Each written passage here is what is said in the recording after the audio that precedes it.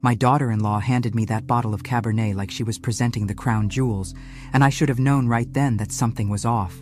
The very next day, she called asking how the wine was, and when I told her I'd given it to her mother, the silence stretched so long I thought the call had dropped. If you're watching this, subscribe and let me know where you're watching from. My name is Eleanor Williams, but everyone calls me Ellie. I'm 67, a widow of 3 years, and I've always prided myself on reading people. Apparently, I'd been reading my daughter-in-law Sophie wrong for 5 years. It started March 15th, my birthday. Sophie had been unusually attentive that week, calling twice asking what I wanted. Nothing fancy, I'd said, just having family together. But Sophie insisted on bringing something special. She arrived at my ranch house with a perfectly wrapped wine bottle and a smile too bright. "Happy birthday, Ellie," she chirped. "I picked this out especially for you." The bottle was beautiful. Deep red wax seal, elegant label, probably cost more than my weekly groceries. "Sophie, this is too much," I said. "Nothing's too much for my favorite mother-in-law," she replied. My son Michael appeared from the kitchen. "What's too much?" he asked. "Your wife bought me wine that cost more than my car payment." Michael laughed. "Mom, you paid off that car 3 years ago." The evening passed pleasantly. Dinner, Michael's stories, Sophie seeming relaxed. But she kept glancing at the wine bottle on my counter. Every time I offered to open it, she quickly suggested saving it. "It's too good to rush," she said. "You should savor it when you can really appreciate it." That should have been my first clue. After they left, I stared at that bottle. Something about Sophie's insistence bothered me. I'd always found my daughter-in-law calculating. Everything she did served some purpose. The next morning, I thought about Helen Carter, Sophie's mother. We'd maintained a warm friendship despite our children's rocky marriage. Helen had mentioned feeling down about her divorce. A nice wine might help. I called Helen around noon. "I have a birthday gift to share. Sophie brought gorgeous wine, but you know me and alcohol. Thought you might appreciate it more." "Oh, Ellie, that's thoughtful," Helen said, brightening. "I'd love that." When Helen arrived, I handed her the bottle and watched her face light up. "This is beautiful wine. Sophie has excellent taste." After Helen left, I puttered around, unable to shake the feeling I'd made a mistake. But what kind of mistake could giving away wine be? The phone rang at 6:30. Sophie's name on caller ID. "Hello, sweetheart." "Hi, Ellie." Something strained in her tone. "Just checking on you. How are you feeling?" "Wonderful. Thank you. Yesterday was lovely." "Good." A pause. "So, how was the wine?" I blinked, surprised. "The wine? Oh, I haven't opened it." Another pause, longer. "You haven't opened it?" "No, honey. Actually, I gave it to your mother. You know how I am with alcohol, and Helen's been so down with the divorce." The silence was so complete, I checked my phone. "Sophie? Are you there? You gave it to my mother?" Her voice had changed completely, higher pitched, almost panicked. "Yes, is that a problem?" "You did what?" The words exploded out, so loud I held the phone away. In 5 years, I'd never heard Sophie raise her voice. She was always controlled, composed. "Sophie, what's wrong? It's just wine." "It's not just—" She stopped abruptly, heavy breathing. "When did you give it to her?" "This afternoon." She was so pleased. "Why are you upset?" "I'm not upset," she said quickly, voice shaking. "I just wanted you to enjoy it specifically." "That's sweet, but Helen will appreciate it. She said she was opening it tonight." The sound through the phone was between a gasp and sob. Then the line went dead. Something was very wrong with that wine. I tried calling Sophie back immediately, but it went straight to voicemail. Then Michael, but his phone was off too. That's when real panic set in. I'd developed good instincts about genuine trouble versus paranoia after raising a child alone. Those instincts were screaming now. I sat in my kitchen, replaying Sophie's visit, how she'd insisted I save the wine, the glances at it, questions about how I felt, today's immediate call asking about the wine. The terrible possibility lurking in my mind crawled forward. What if something was wrong with that wine? Something that wasn't supposed to be there? I grabbed my keys and headed for Helen's house, heart pounding. Helen lived 20 minutes away in a small apartment complex. I'd never driven so carefully and frantically simultaneously. When I knocked, Helen answered with a smile and flushed cheeks. "Ellie, what a surprise. I was just having a glass of that wonderful wine." Relief flooded through me. She was fine, standing, talking, smiling. "How are you feeling?" I asked, studying her face. "Much better than I have in weeks," she said, gesturing me in. "I don't know what was in that wine, but it's like magic. I feel so relaxed." Those words sent chills down my spine. "What do you mean, what was in that wine?" Helen laughed, a sound slightly off. "Some wines just make you feel different. This one makes me feel floaty, like worries have melted away." I followed her to the living room. The wine bottle sat on her coffee table, about a third empty. Helen moved with slight unsteadiness. "Helen, how much have you had?" "Just 2 glasses," she said, settling on her couch with a dreamy expression. "But I feel like I've had a whole bottle. Strangest thing." My mouth went dry. "Strange how?" "Well, I opened it around 5, had my first glass with dinner. Tasted bitter, but expensive wine sometimes does. Then another glass an hour ago, and that's when everything started feeling soft." I sat across from her, keeping my voice calm. "When you say soft, what exactly do you mean?" She waved vaguely. "Like I'm floating, like everything's far away. I was feeling so sad about Richard, the divorce, starting over at 64. But now I don't care. This wasn't normal wine behavior. While wine could relax you, it didn't make you feel floating after 2 glasses. Helen, listen carefully. How are you feeling physically? Nausea, dizziness, vision problems?" She considered with slow deliberation of someone whose thinking was compromised. "A little dizzy, and my mouth feels funny, dry but also tingly."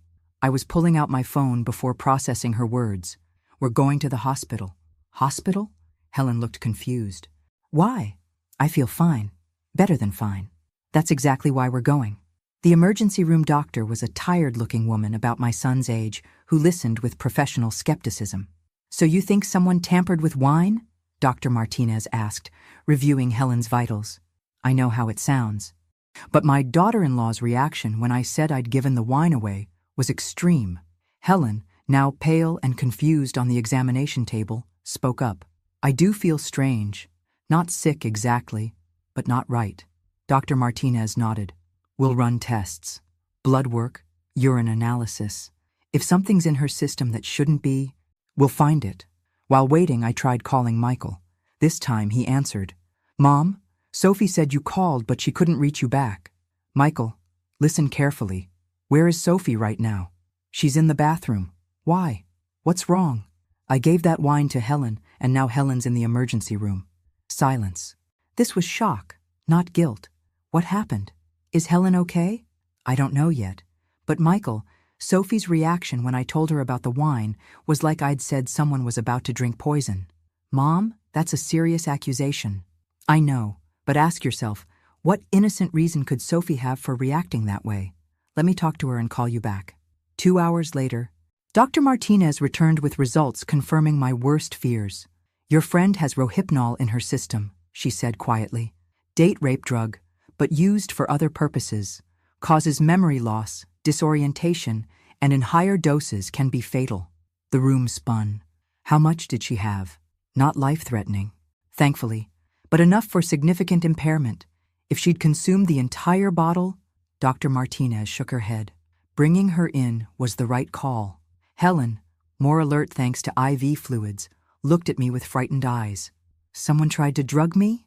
"Not you," I said softly. Horrible truth settling over me. Me. The drive home from the hospital at 2 a.m. was the longest 20 minutes of my life. Helen was staying overnight for observation. The rohypnol was leaving her system, but the knowledge of what could have happened wasn't leaving mine. Someone had tried to drug me. My daughter-in-law, the woman who'd married my son, sat at my dinner table, called me Mom for 5 years. But why? I didn't really know Sophie at all. I knew the version she presented to family, but what did I actually know about who she was when we weren't around? My house felt different when I walked through the front door. I found myself checking locks twice and pulling all curtains shut. If Sophie was capable of drugging wine meant for me, what else might she be capable of?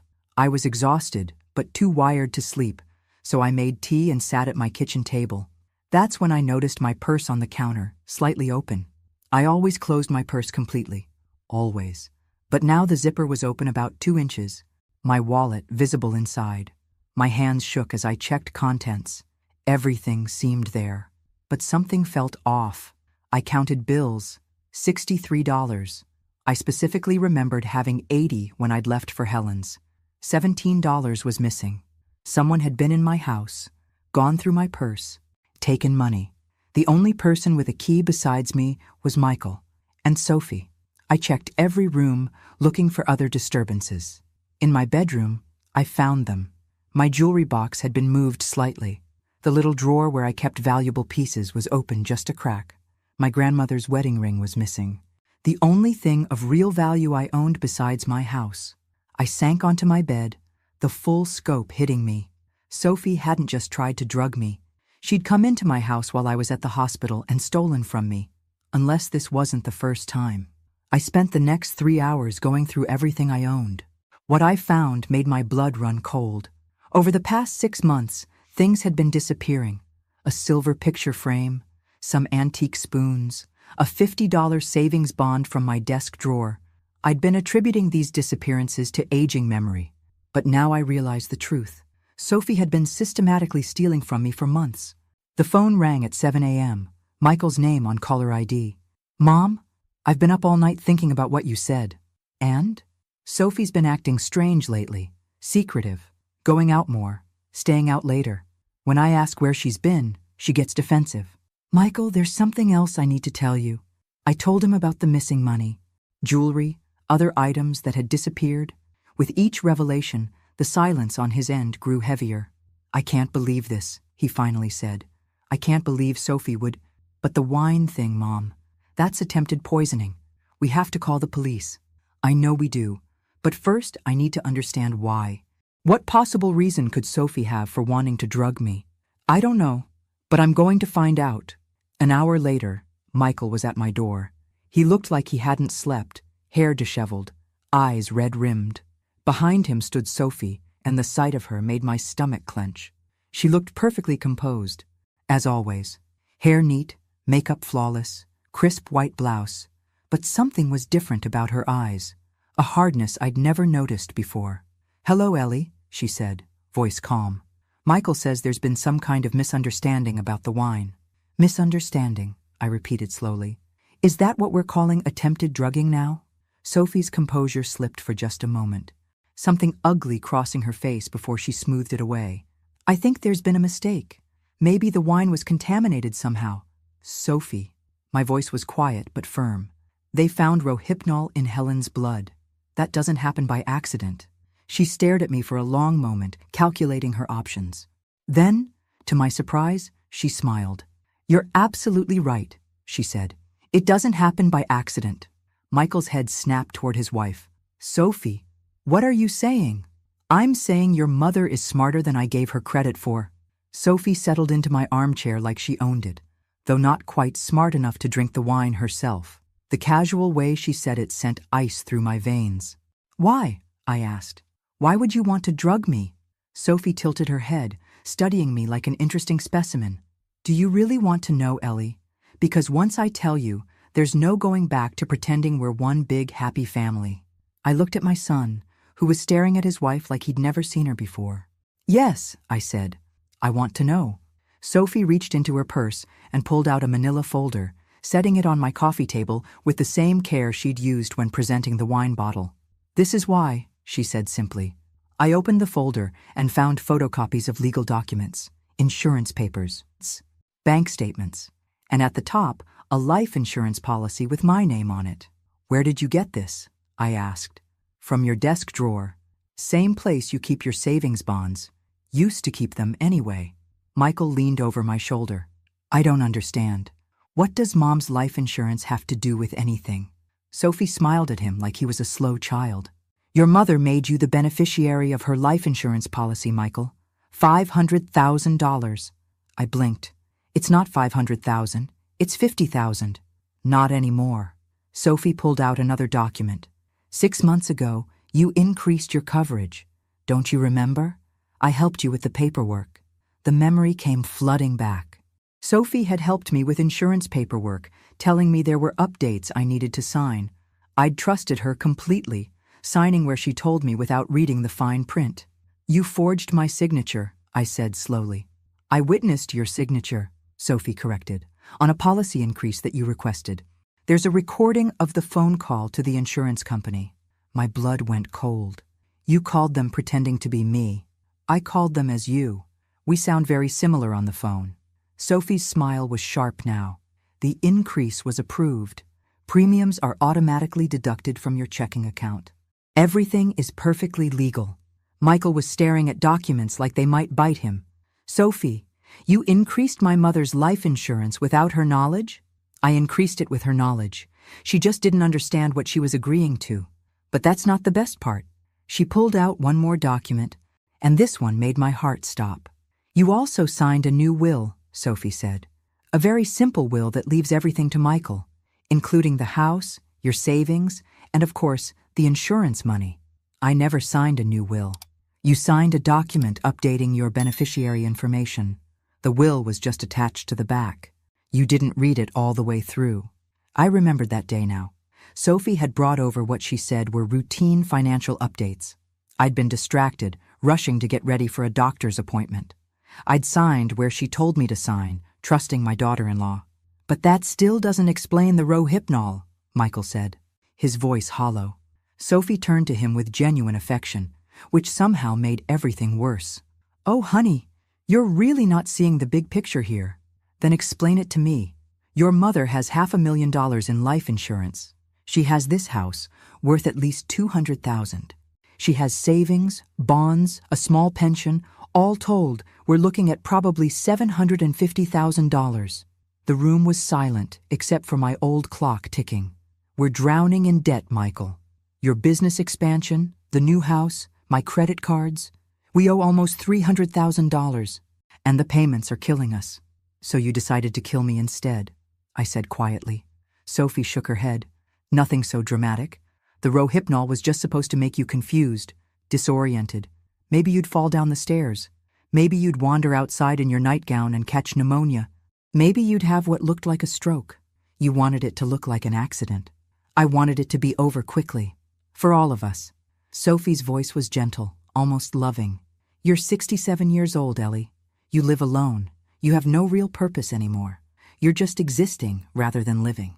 This way, you'd go peacefully, and Michael and I could finally build the life we've been working toward." Michael stood up so abruptly his chair fell over. "Are you insane? You're talking about murdering my mother. I'm talking about solving all of our problems with one simple solution. She's my mother." Sophie's mask slipped again, revealing something cold underneath. "She's an obstacle, Michael, and obstacles get removed." That's when I understood something crucial about my daughter-in-law. She wasn't crazy. She wasn't acting out of passion or desperation. She was a predator who had been planning this methodically, patiently, for months. "The small thefts," I said. "Those were test runs." Sophie nodded approvingly. "Very good. I needed to see how observant you were, how quickly you'd notice things going missing. You failed that test spectacularly. And if I'd drunk the wine last night, you'd have felt relaxed at first, then confused. You might have called Michael to say you weren't feeling well. By the time anyone thought to check on you, you'd have been unconscious, maybe dead if you'd finished the bottle." Michael was pacing now, running hands through his hair. "This is insane. Sophie, this is my mother we're talking about. I love her. I know you do. But love doesn't pay our mortgage, honey. Love doesn't get creditors off our backs. Love doesn't buy us the life we deserve." I looked at this woman who'd sat at my dinner table, who'd helped me with crossword puzzles, who'd called me Mom for 5 years, and realized I was looking at a complete stranger. "What made you think I wouldn't fight back?" I asked. Sophie blinked, clearly not having considered this possibility. "Fight back how? You're a 67-year-old widow with no money and no power. What could you possibly do to me?" I smiled, and for the first time since this nightmare began, I felt a spark of my old self returning. "Let's find out." The silence that followed stretched so long I could hear the refrigerator humming. Sophie was studying my face, trying to determine if I was bluffing. Michael had stopped pacing and was staring at both of us. "Let's be practical, Ellie." Sophie said finally, patronizing tone I'd learned to recognize. What exactly do you think you can do? Call the police? Tell them what? That you gave away a bottle of wine and your friend got sick? I could tell them about the Rohypnol, which could have come from anywhere. Helen's been depressed about her divorce. Maybe she's been taking sleeping pills and forgot. Maybe she mixed alcohol with medication. These things happen with older people. The casual cruelty hit me like a slap. Sophie was talking about how easy it would be to dismiss anything I said as confused rambling of an elderly woman. I could tell them about the forged insurance documents. Sophie shook her head. Nothing was forged. You signed everything. There are witnesses, recordings, a paper trail showing you requested all these changes. I was very thorough. Michael finally found his voice. Sophie, stop. Just stop talking. He turned to me, his face pale. Mom, we're calling the police right now. No, I said quietly. We're not. Both of them stared at me. Not yet, I continued. Sophie's right about one thing. I don't have enough evidence to prove what she intended to do. Sophie's smile returned. Finally, some sense. But here's what you've forgotten, sweetheart, I said, standing up and walking to my kitchen. I've been managing my own affairs for 3 years since my husband died. That means I've learned a few things about protecting myself. I opened my junk drawer and pulled out a small digital recording device. This entire conversation has been recorded. I held up the device, watching Sophie's face drain of all color. Including your confession to increasing my life insurance without my knowledge, forging my will, stealing from me for months, and attempting to drug me with the intention of causing my death. You can't use that. It's illegal to record someone without their consent. Actually, in this state, only one party needs to consent to the recording. That would be me. I'd looked up the recording laws after my husband died, and this recording was made in my own home, where I have every right to record conversations. Michael was staring at the device like it was a miracle. Mom, how did you... I turned it on when I saw Sophie reach for that folder. Call it intuition. I looked directly at Sophie. Or call it the wisdom that comes from living 67 years and learning to recognize a snake when I see one.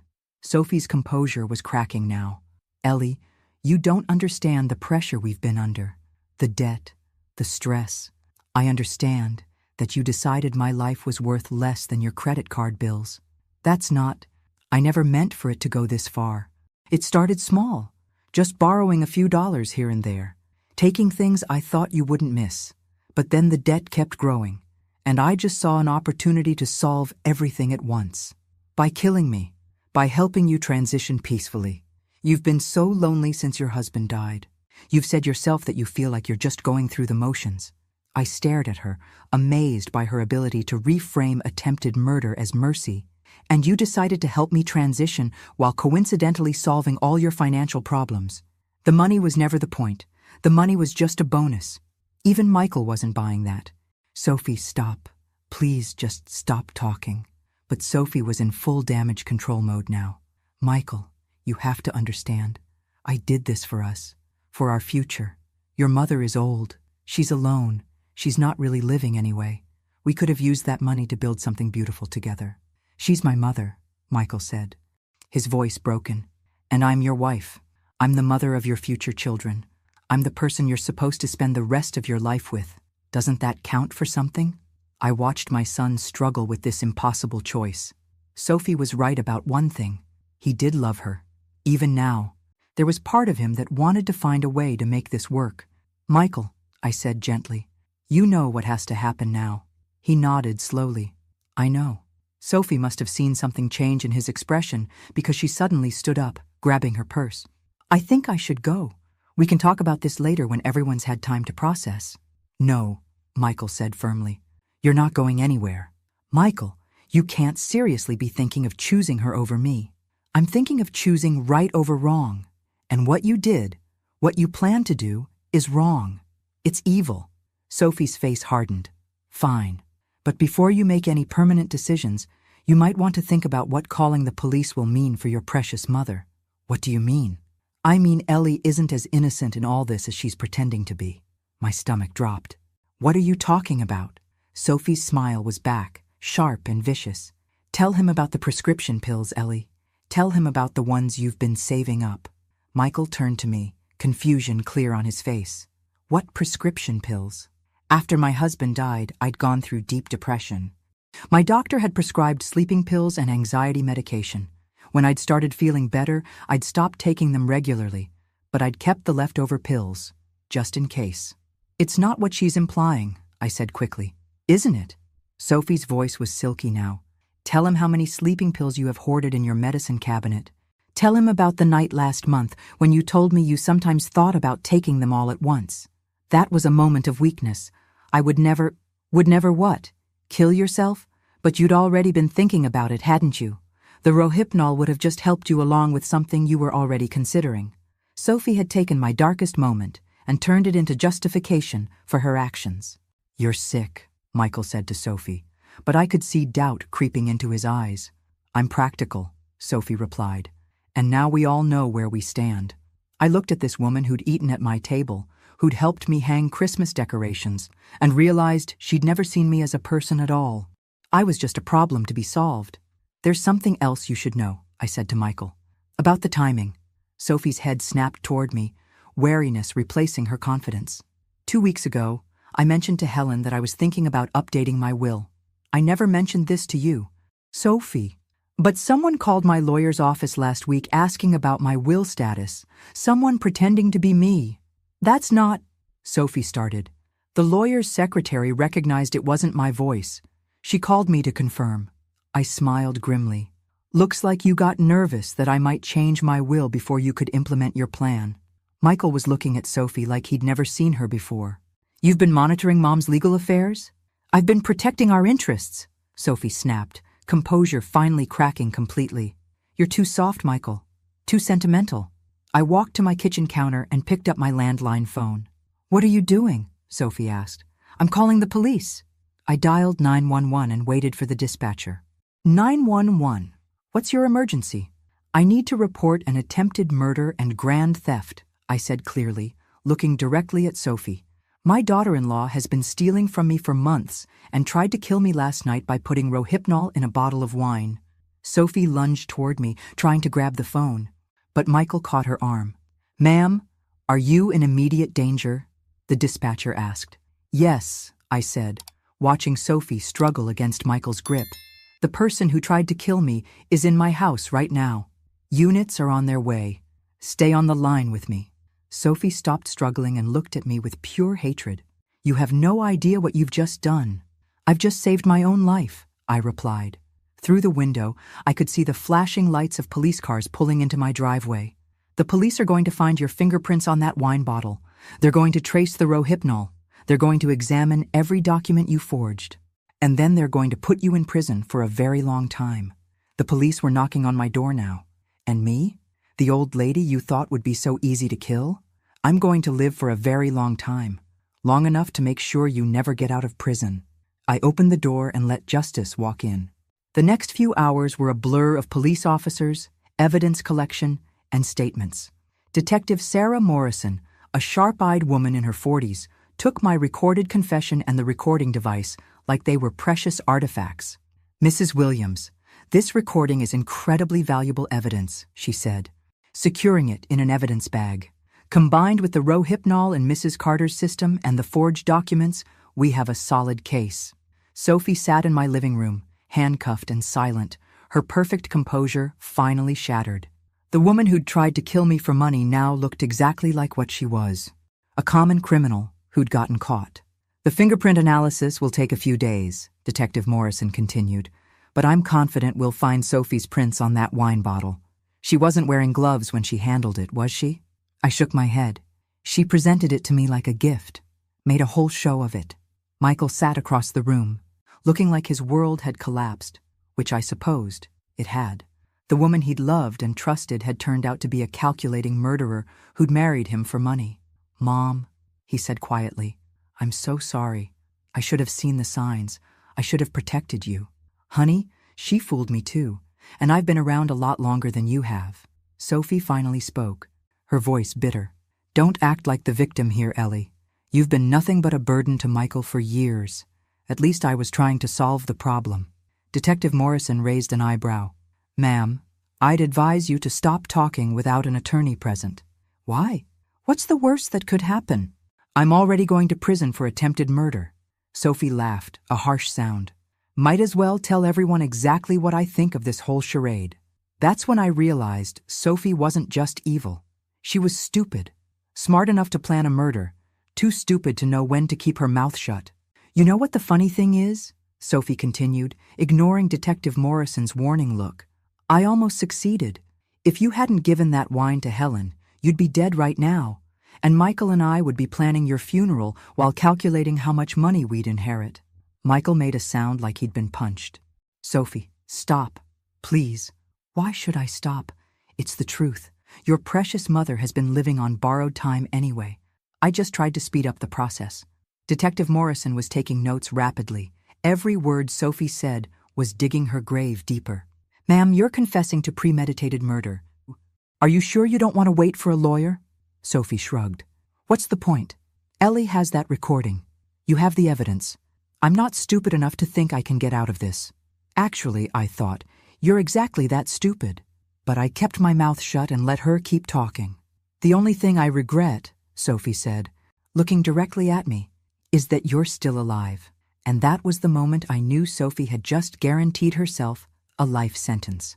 3 months later, I sat in a courtroom watching Sophie's trial unfold with the satisfaction of someone who'd finally seen justice served.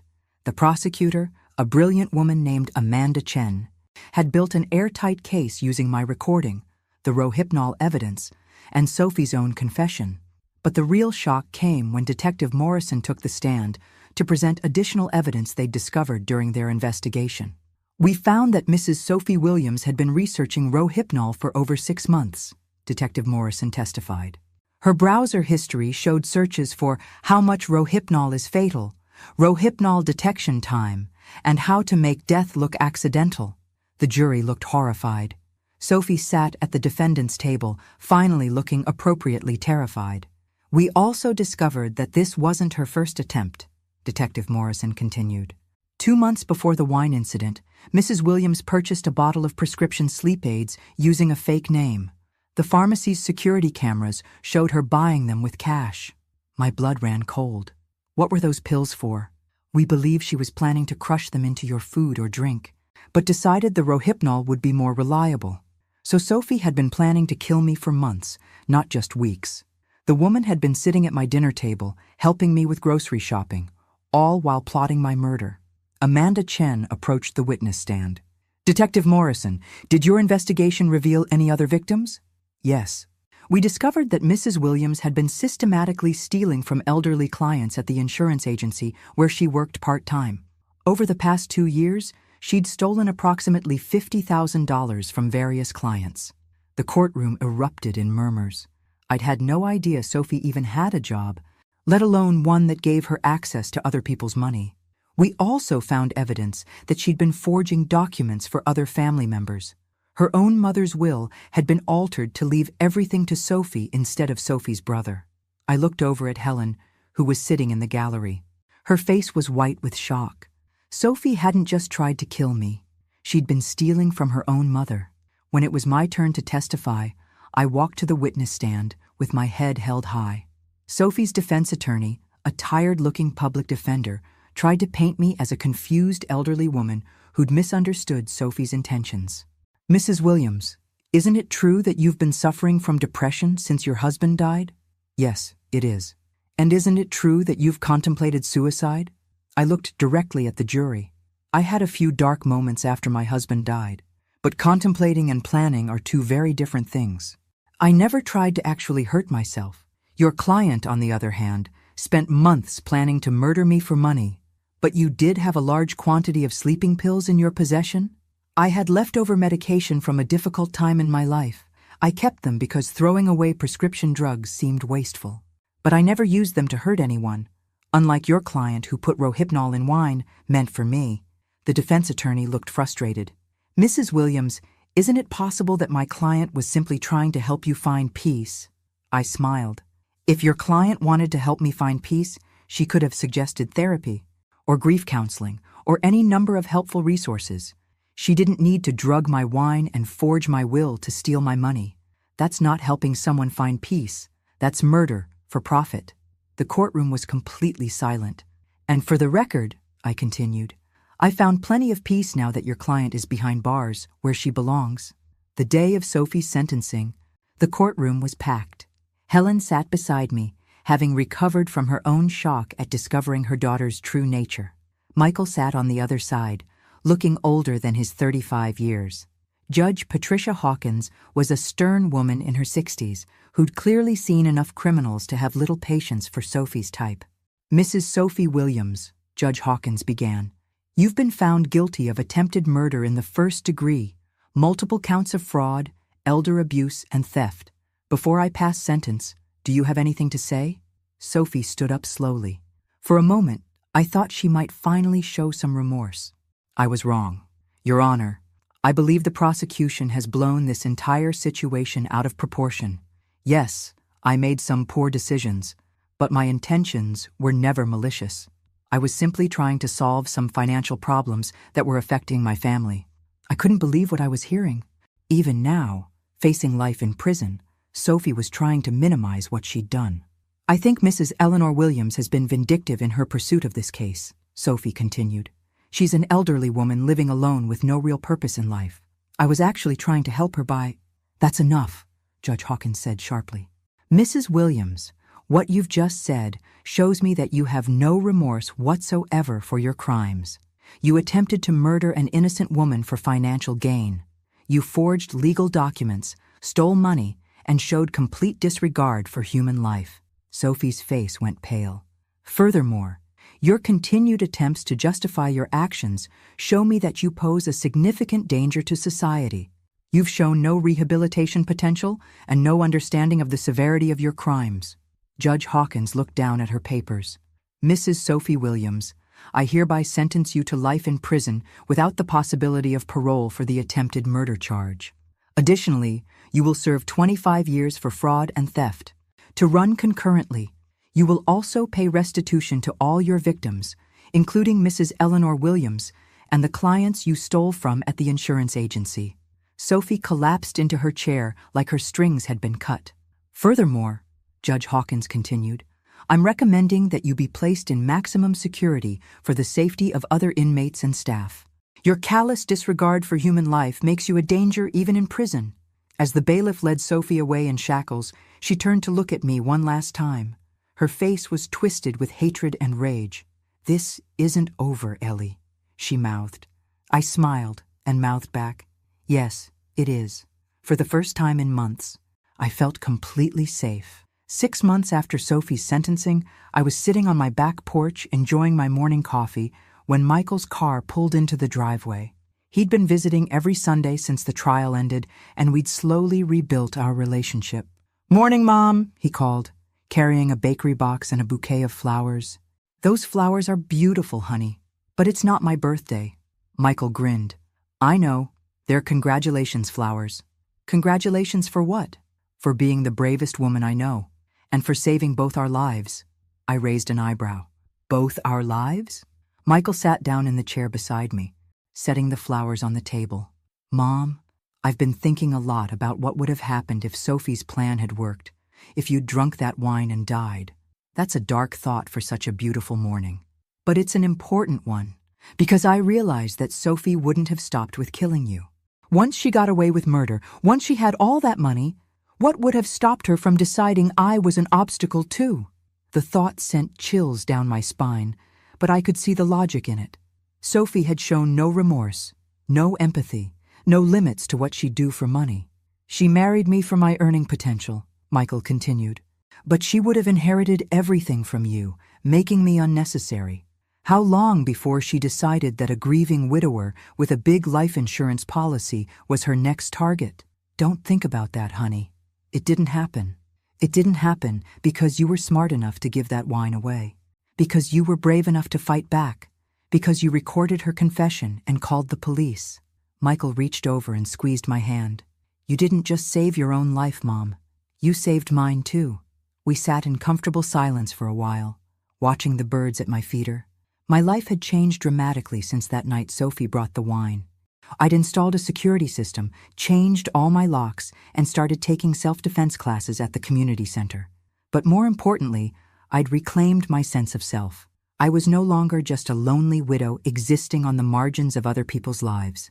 I was a survivor, a fighter, a woman who'd faced down a killer and won. "There's something else," Michael said, pulling an envelope from his jacket pocket. "The insurance company finished their investigation. They're paying you compensation for Sophie's fraud." I opened the envelope and stared at the check inside. $50,000. They said it's for the emotional distress and the fraudulent policy changes Sophie made. "It's yours, free and clear." I looked at that check and felt something I hadn't experienced in years: financial security. Not wealth, but enough money to know I'd be okay no matter what happened. "You know what I'm going to do with this?" I asked Michael. "What?" "I'm going to take that cruise I've always wanted to take. The one to Alaska your father and I always talked about but never took." Michael smiled. "That sounds perfect, Mom. And when I come back, I'm going to volunteer at the district attorney's office. They asked if I'd be willing to help other elderly victims of financial abuse. Apparently, my case has become famous in legal circles." "The woman who recorded her own daughter-in-law's murder confession," Michael said with pride. "I love it." As we sat there planning my new future, I realized something important. Sophie had tried to end my life, but instead, she'd given me a reason to start living again. 1 year after Sophie's sentencing, I stood at the podium in the community center addressing a room full of seniors and their families. The local police department had asked me to speak about elder abuse prevention, and the room was packed. "My name is Eleanor Williams," I began, "and I'm here to tell you how my daughter-in-law tried to murder me for insurance money, and how I made sure she'll spend the rest of her life in prison for it." The room was completely silent, everyone hanging on my words.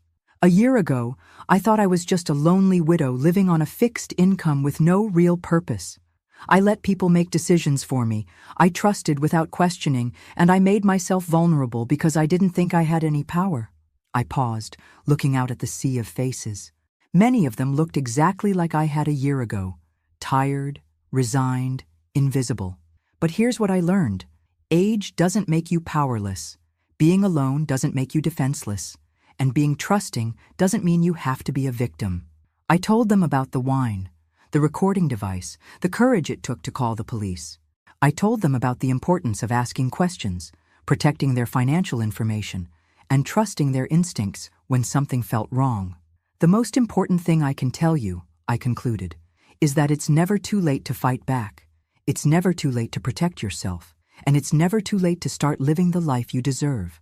The applause was thunderous. Afterward, dozens of people came up to thank me, to share their own stories, to ask for advice. An elderly man named Frank pulled me aside. "Mrs. Williams, my grandson has been pressuring me to change my will. After hearing your story, I think I need to ask some harder questions. Trust your instincts, Frank, and document everything." A woman named Dorothy hugged me with tears in her eyes. "My daughter-in-law has been borrowing money from me for months. I thought I was being helpful, but now I wonder." "You're not responsible for your adult children's financial problems, Dorothy. And borrowing without asking isn't borrowing. It's stealing." As I drove home that evening, I reflected on how much my life had changed. The scared, lonely woman who'd given away a bottle of wine was gone. In her place was someone stronger, wiser, and more purposeful than I'd ever been. My phone buzzed with a text from Michael. "Saw the news coverage of your speech online. You looked amazing. Dad would be so proud." He was right. My husband would have been proud of the woman I'd become.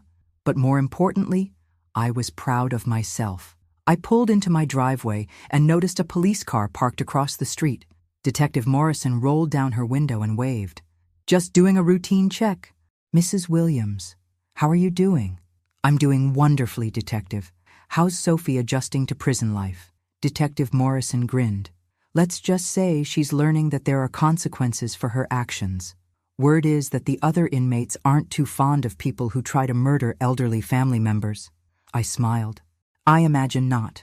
As I walked into my house, I felt the deep satisfaction that comes from justice served and a life well lived. Sophie had tried to make me a victim, but instead, she'd made me a survivor. And survivors, I'd learned, were much more dangerous than victims. That night, as I sat on my porch with a glass of wine, one I'd bought and opened myself, I raised a toast to the future. To new adventures, new purposes, and the unshakable knowledge that Eleanor Williams was nobody's victim. The wine tasted like victory. Thanks for listening. Don't forget to subscribe and feel free to share your story in the comments. Your voice matters.